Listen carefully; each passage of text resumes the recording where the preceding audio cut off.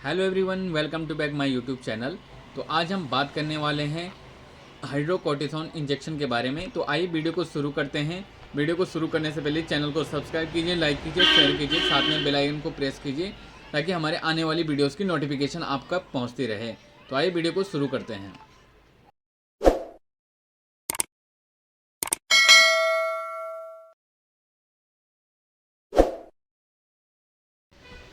तो हाइड्रोकोर्टिसोन जो इंजेक्शन होता है वो मार्केट में आपको बहुत सारे ब्रांड नेम से मिल जाता है।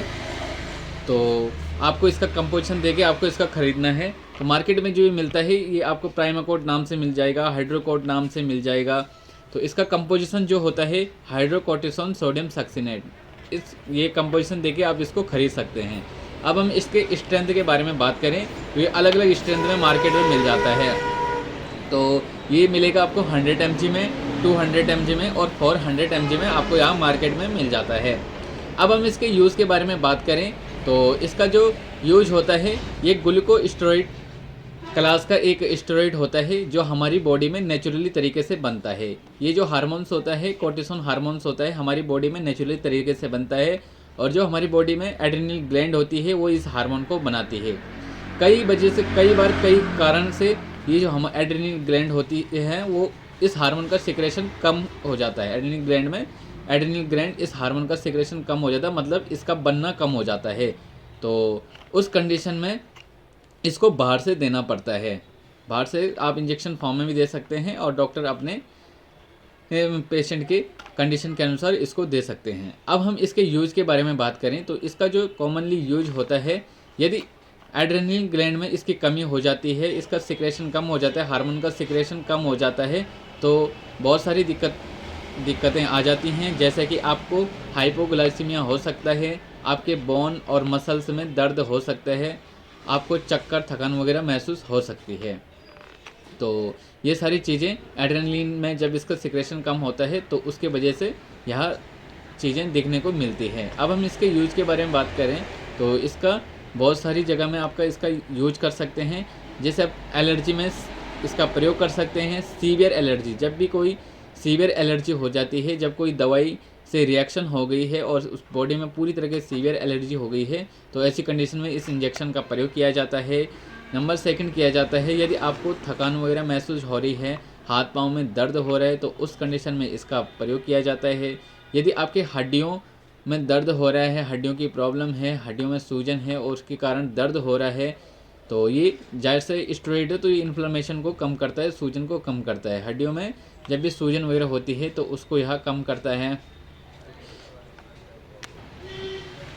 इंसेक्ट बाइट में भी इसका प्रयोग किया जाता है। जब भी कोई कीड़ा वगैरह काट देता है तो उसमें बॉडी में सूजन आ जाती है और उस सूजन पे रेडनेस आ जाती है, तो उस कंडीशन में इसका प्रयोग किया जाता है। तो इसके जो कुछ मेन यूजेस होते हैं वो आप हड्डियों में दर्द या हड्डियों में जो भी हड्डियों में इन्फ्लेमेशन वगैरह होती है तो उस कंडीशन में इसका प्रयोग कर सकते हैं। बॉडी में सीवियर एलर्जी में आप इसका प्रयोग कर सकते हैं। कीड़े वगैरह काटने में आप इसका प्रयोग कर सकते हैं। और इसके कई मल्टीपल यूजेस भी हो सकते हैं जो आपके डॉक्टर अपने एक्सपीरियंस के अनुसार इसको दे सकते हैं। इसके जो मुख्यतः यूज होते हैं वो हमने आपको बताए हैं। इसके हो सकते हैं इसके अलावा और भी इसके यूज़ हो।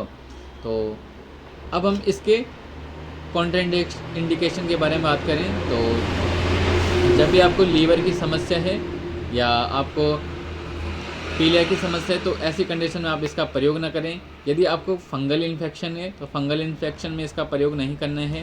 यदि हार्ट की प्रॉब्लम है या किडनी की प्रॉब्लम है तो ऐसी कंडीशन में इसका प्रयोग नहीं करना है।